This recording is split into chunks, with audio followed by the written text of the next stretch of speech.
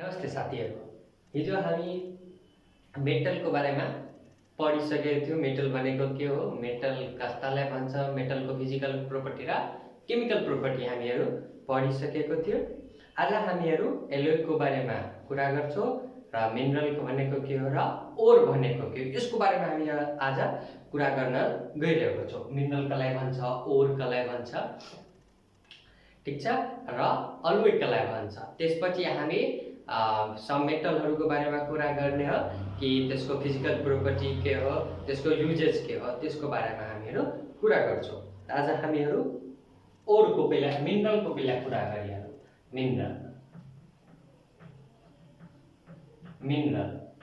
Mineral भनेको यस्तो naturally occurring substance हो, मतलब यस्तो वस्तु हो, यस्तो सबस्टान्स हो जुन चाहिँ हाम्रो प्रकृतिमा रहन्छ, ठीक छ। त्योबाट हामीहरु के गर्छौं, मेटलहरु एक्सट्र्याक्ट गर्ने काम गर्छौं। त्यसलाई हामीहरु के भन्छौं, मिनरल। ठीक, मिनरल भनेको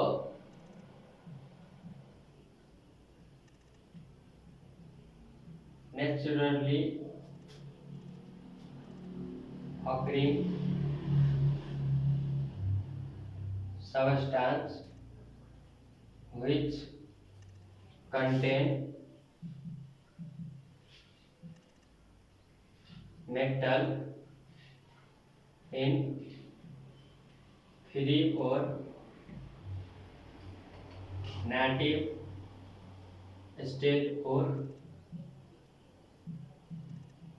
combined state is called mineral. Mineral भनेको यस्तो धातु हो, यस्तो सबस्टान्स हो, धातु कहाले यस्तो सबस्टान्स हो कि जुन चाहिँ नेचरमा अकर हुन्छ, मतलब नेचुरली अकरिङ सबस्टान्स हो जसमा चाहिँ मेटलहरु फ्री स्टेटमा पाइन्छ या त कम्बाइन्ड स्टेटमा रहन्छ भने त्यसलाई हामी के भन्ने, मिनरल भन्ने, ठीक छ। के मिनरलहरुको एक्जाम्पल हेरियो भने, फर एक्जाम्पल हेरियो भने एउटा हुन्छ नेटिभ मिनरल,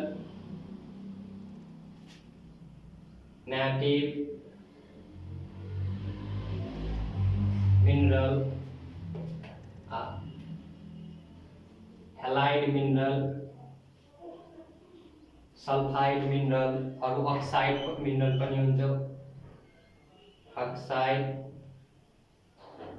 मिनरल। योहरु चाहिँ के हो, मिनरलको एक्जाम्पल हो, ठीक छ।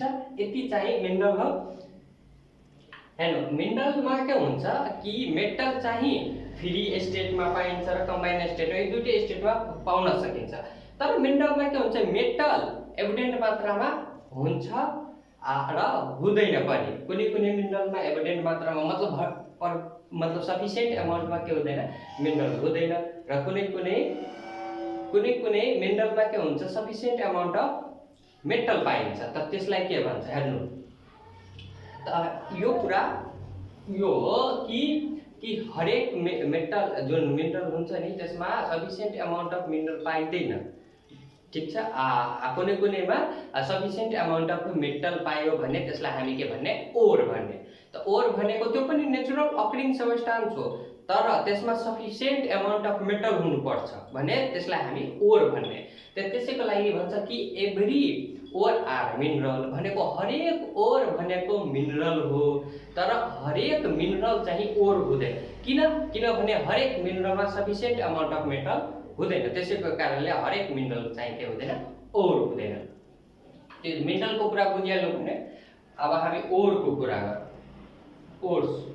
ओर भनेको के हो, ओर भनेको यस्तो ढुङ्गा हो जुन ढुङ्गाबाट हामी के गर्छौं, मेटललाई एक्सट्र्याक्ट गर्ने काम गर्छौं, मतलब मेटललाई प्राप्त गर्ने काम गर्छौं भने त्यस्तोलाई हामी के भन्ने, ओर भन्ने, ठीक छ। ओर भने ore are also natural occurring substance, यो पनि नेचुरल अकरिङ सबस्टान्स हो, तर यसमा सफिसिएन्ट अमाउन्ट अफ के हुन्छ, मेटल हुन्छ भने त्यसलाई हामी मात्र ओर भन्ने, ठीक छ।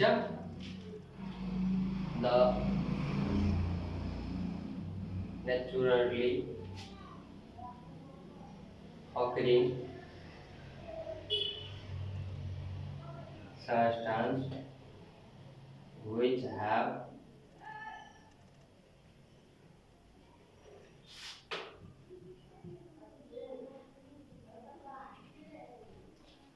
करंट एक्सचेंज करूँ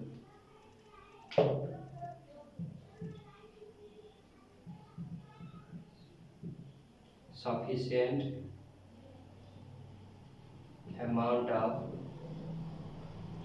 metal are present and extract for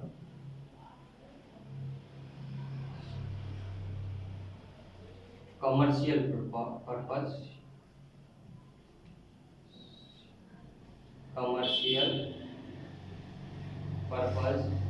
is called ore. ओर भनेको के हो हामी यस कसरी बुझ्ने ओर भनेको यस्तो धातु यस्तो ढुङ्गा हो जुन ढुङ्गाबाट के गर्छ मेटल मतलब धातुलाई बाहिर निकाल्ने काम गर्छ भने त्यसलाई हामी के भन्ने ओर भनेको पनि नेचुरल अकरिङ सबस्टान्स हो ओर चाहिँ पनि नेचुरलबाट नै नेचरमा नै रहन्छ तर त्यसमा सफिसिएन्ट अमाउन्ट अफ मेटल हुन्छ त्यसमा प्रचुर मात्रामा के हुन्छ मेटल हुन्छ र त्यो चाहिँ त्यसलाई हामी किन एक्सट्र्याक्ट गर्छौं कमर्शियल पर्पजको लागि ठीक छ त्यसलाई हामी के भन्ने ओर भन्ने त यो बुझिहाल्नु ओर भनेको जस्तै मिनरलको केही एक्जाम्पलहरु native mineral halide mineral oxide mineral यसलाई हामी ओर पनि भन्न सक्छौं ठीक छ जस्तै फर एक्जाम्पलमा हेर्यो हामी ओरहरु हेमाटाइट बक्साइट चाल्कोपाइराइट यो चाहिँ सब के हो ओर हो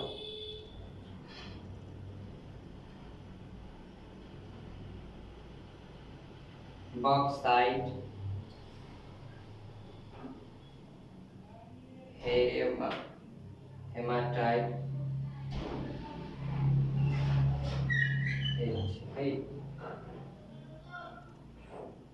hematite,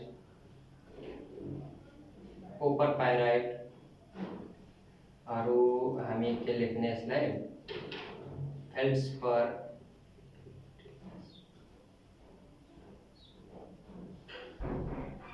यो चाहिँ के हो योहरु चाहिँ के हो ओर हो ठीक छ ओर भनेको यतिकै बुझ्ने ओर भनेको यस्तो नेचुरली अकरिङ सबस्टान्स हो जसमा भरपूर मात्रामा के पाइन्छ मेटल भरपूर मात्रामा चाहिँ मेटल पायो भने त्यसलाई हामी ओर भन्ने यदि भरपूर मात्रामा छैन त त्यसलाई हामी मिनरल पनि भन्न सक्छौं बुझ्यो त यसको एउटा क्वेशन यसमा के आउँछ कि ऑल ओर आर मिनरल भनेको हरेक ओर चाहिँ के हुन्छ मिनरल हुन्छ तर हरेक मिनरल चाहिँ ओर हुँदैन किनभने because all mineral are do not contain the sufficient amount of the metal then all mineral are not ore ठीक छ हरेक ओरमा चाहिँ के हुँदैन सफिसिएन्ट अमाउन्टमा मेटल हरेक मिनरलमा सफिसिएन्ट अमाउन्टमा मेटल हुँदैन त्यसैको कारणले त्यसलाई हामी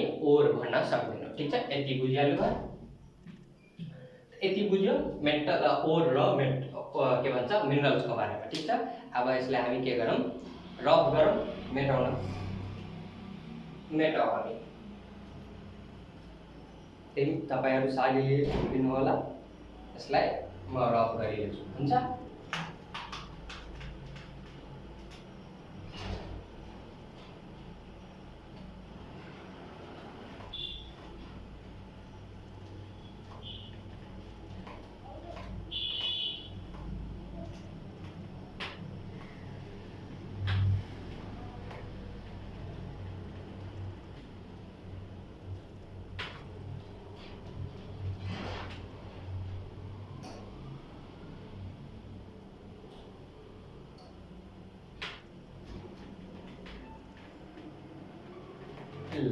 के भयो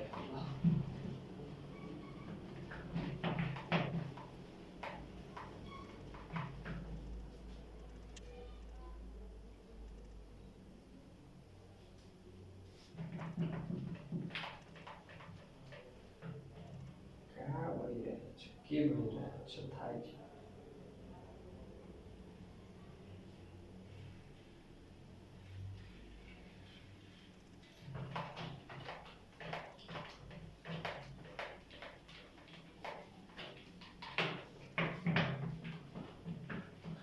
यति बुझिहाल्नु भयो भने अब हामी एलोयमा जाउँ। एलोयको भनेको के हो ल अलोय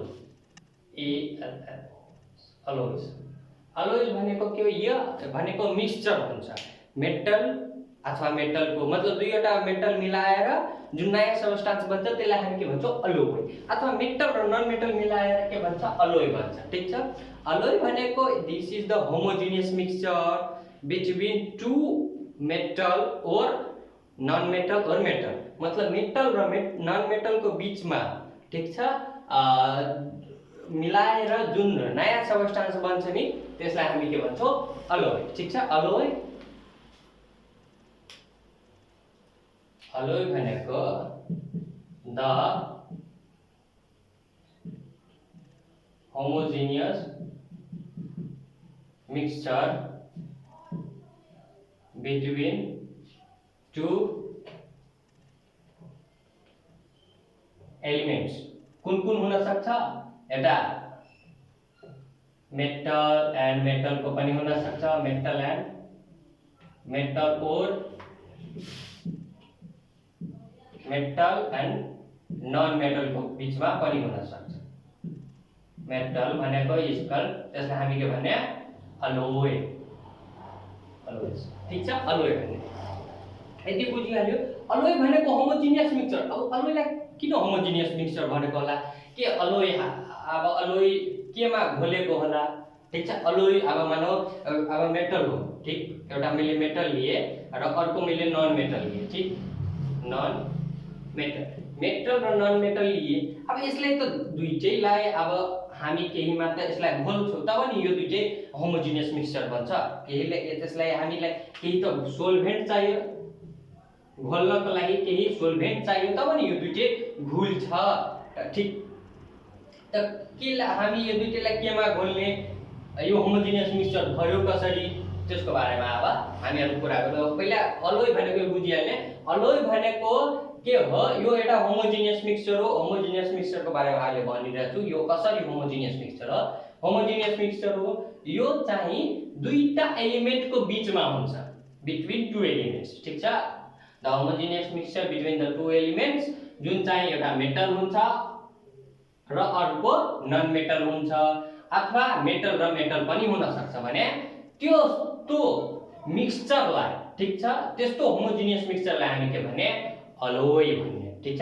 अलोय बुझिहाल्यो। अब हेर्नु यसको बारेमा हामीहरु होमोजिनियस मिक्सचर को हामीले थाहा छ कि होमोजिनियस मिक्सचर भनेको यस्तो मिक्सचर जुन चाहिँ हाम्रो नेकेड आइजबाट हेराउँदैन र त्यो चाहिँ सोल्भेन्टमा के हुन्छ घुल्छ भने त्यसलाई हामी के भन्छौँ होमोजिनियस मिक्सचर। यसमा चाहिँ सोल्भेन्ट के हो अब मानौ मैले एउटा सोडियम लिए ठीक र अर्को मैले मानौ सोडियम लिए अर्को मानौ मैले जिंक लिए जिंक मानौ कपर लिए र जिंक लिए कपर लिए र जिंक लिए त यो दुईटैमा अब लिए अब यो दुईटैलाई हामीले सोल्भेन्ट कसरी अब यो दुईटैलाई हामीले घोलाउनु केमा छ पानी लिने के लिने अल्कोहल लिने कुन सल्भेन्ट लिने त त्योको बारेमा कुरा गरौँ।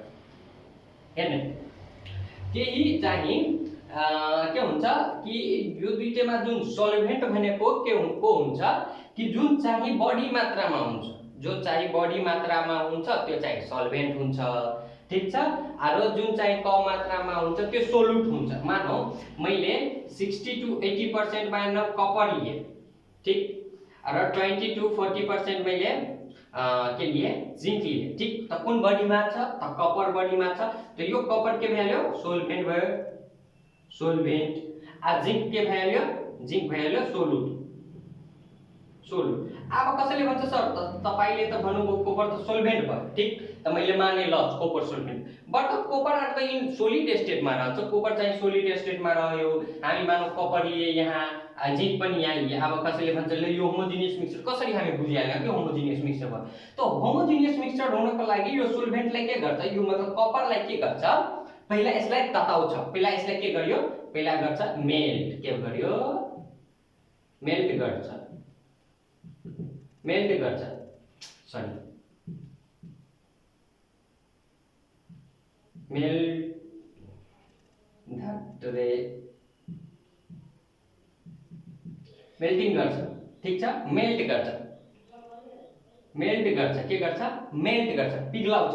जहाँ यसलाई पिघलायो भने यो एज अ लिक्विड फर्ममा आइहाल्छ। पिघलायो भने एज अ तपाईँ त्यो के कपर के हुन्छ, फ्लो गर्छ भने त्यो लिक्विड फर्ममा नै आउँछ। ठिक छ, फ्लो गर्छ र फ्लो गरेपछि नि मतलब लिक्विड फर्ममा ल्याएपछि त्यसलाई के गर्छ, जो जिङ्कमा राखिदिन्छ। ठिक छ, जिङ्कमा राखिदिन्छ र जिङ्क जहाँसम्म रहन्छ त्यो के हुन्छ, पुरै ठाउँ लिइहाल्छ। ठिक छ, र आफूमा त्यसलाई के गर्छ, डिजल्भ गर्छ। जिङ्कलाई पनि आफूमा त्यसलाई के गर्छ, डिजल्भ गर्छ। ठिक छ, त कोपर त सोल्भेन्टको काम गरिदियो,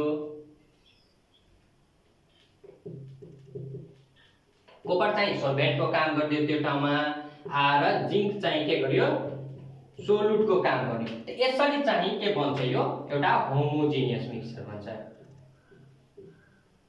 होमोजिनियस मिक्सचर, ठिक छ, होमोजिनियस मिक्सचर भन्छ। त यसरी चाहिँ के भन्छ, होमोजिनियस मिक्सचर। र यो दुईटै बनेपछि एउटा नयाँ एलिमेन्ट, एउटा नयाँ सबस्टान्स बन्छ, त्यसलाई हामी भन्छौँ ब्रास। कपर र जिङ्कलाई मिलाएर के भन्छ, ब्रास बन्छ। यो ब्रासलाई हामी के भन्छौँ, अलोय। ठिक छ, हामी केही इक्जाम्पलहरू हेर्यो भने अलोयको फर इक्जाम्पल भनेको एउटा के हुन्छ, ब्रास, ब्रोन्ज,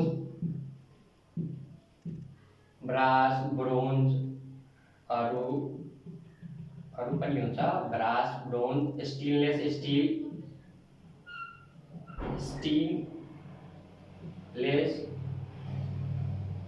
स्टिल, यो चाहिँ के हो, इक्जाम्पल हो, के हो, अलोयको। यो चाहिँ अलोयको इक्जाम्पल हो। अब बुझिसक्यो कि अलोय चाहिँ कसरी होमोजिनियस मिक्सचर भयो।